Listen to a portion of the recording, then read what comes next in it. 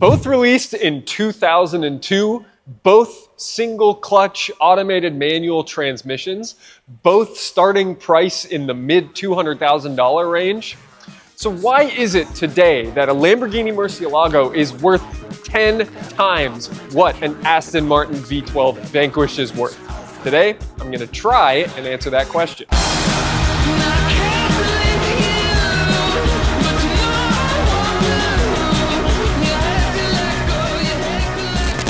Okay, today we are talking about two different V12s, the tale of two different V12s, and why one I bought for $25,000 and the other I bought for $160,000 and today I think is worth $250,000.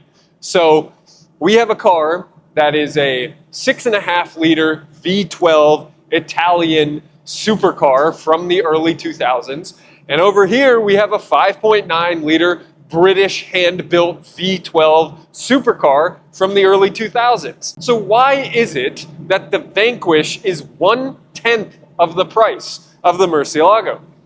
Well, I have a number of hypotheses that I want to run through here with you today. First off, let's talk about the transmission. The Vanquish is well known for having a terrible transmission, but does it really? I've driven both of these cars now over 100 miles in the Vanquish and 4,000 plus miles in my Murcielago, and I gotta say, the Vanquish transmission is actually easier to use.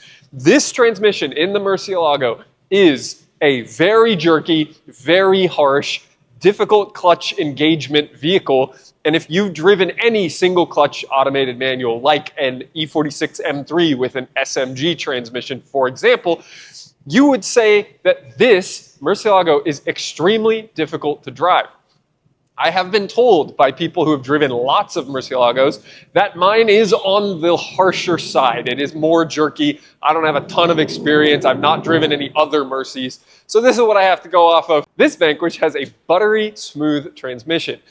This thing, when you set off from a set of lights, it is as if you just hit the gas in a car with drive and a torque converter.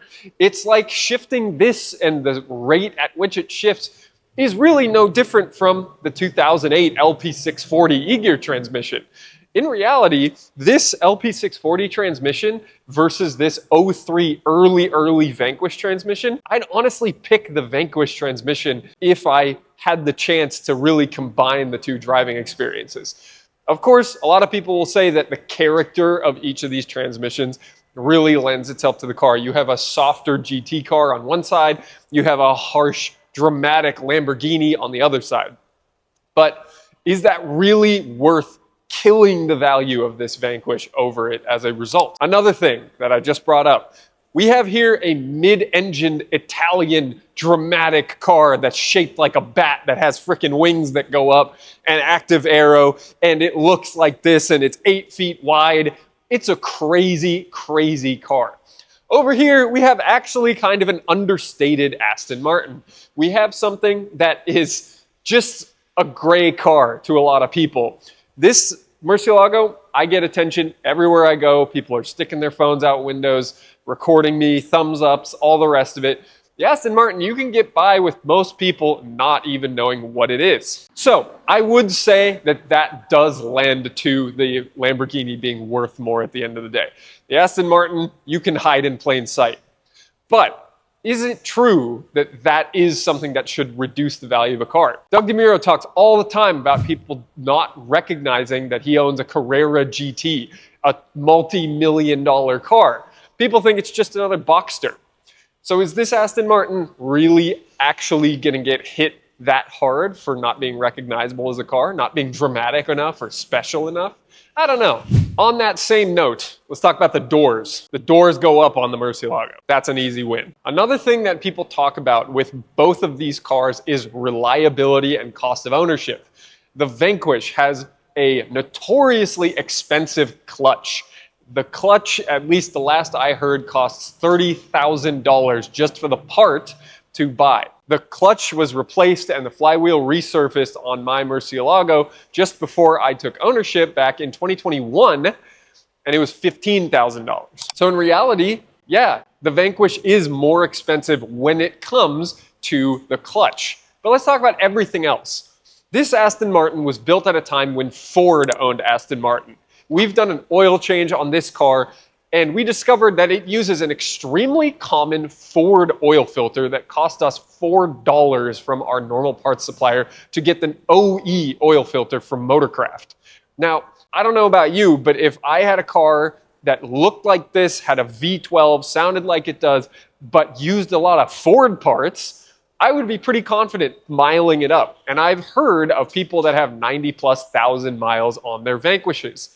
I have not heard, apart from one case of a Murcielago with over 300,000 miles in the UK, of any LP640 or pre-LP Murcielago doing anything over 60,000 miles. Which one's easier to live with and put a ton of miles on? Definitely the Vanquish. Which one has a cheaper cost of ownership? Definitely the Vanquish. Which one has a less scary landscape when it comes to parts availability and the expense of each individual part and kind of the tax that goes onto various different parts that you may need to buy for this car? The Aston Martin wins every time. Is it really true that this thing should be discounted as much as it is just because of this notorious unreliability?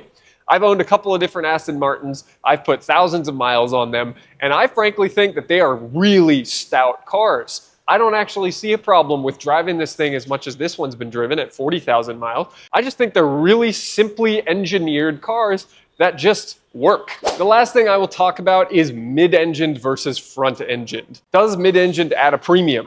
Well, I would just say yes, because if you think about most mid-engined cars versus front-engined cars, even if they're both V12s, even if they're both purpose-built the same way, in most cases, the mid-engine car is going to be more expensive. Yes, there's the $599 GTO. Yes, there's the F12 TDF. There are certain cars where the front-engined version in a performance variant is worth significantly more than their mid-engine counterparts.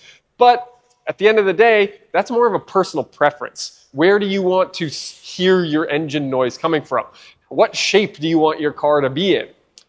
At the end of the day, I kind of think I have just expensive tastes. Yes, I would rather get in my Lamborghini every single time, but why is that? Why is that really the case at the end of the day? And why was I fully willing to pay 10 times the price for the Lamborghini when if the Vanquish was that price, I would not pay it? Here's the answer. The Vanquish is just not as special. It may feel just as special if you don't have anything to compare it to, but the noises that a Lamborghini makes, the fact that the doors go up, the smell of Italian leather, there are just certain things about owning a Lamborghini that make it significantly more special. And it is this X factor that really does improve the price point of these cars so dramatically. They are just that much more impractical. There is just that much more sense of occasion. And despite them both sounding really cool,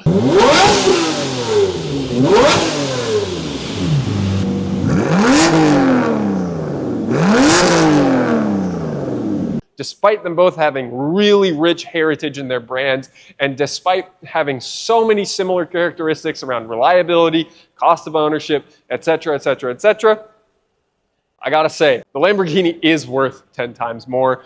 The very last thing that is absolutely worth mentioning is just look at the drama, even just the nose of the two of these cars parked next to each other like this. You cannot argue with the fact that the Murcielago brings a significant presence that you will not find anywhere else in the world, whatever car it is. I'm just a bias around Murcielagos, of course, but look at this thing. You can't find anything like it. I will always have it parked in my garage, and I always stop and look at it when I see it. Vanquish, not so much. Yes, it looks great from certain angles, but it just can't hold a candle to the Mercy. So what do you think? Did I get that right? Did you get it wrong? Would you pay $250,000 for a Vanquish in 2026? Let us know in the comments below. If you're not subscribed, get subscribed and stay driven.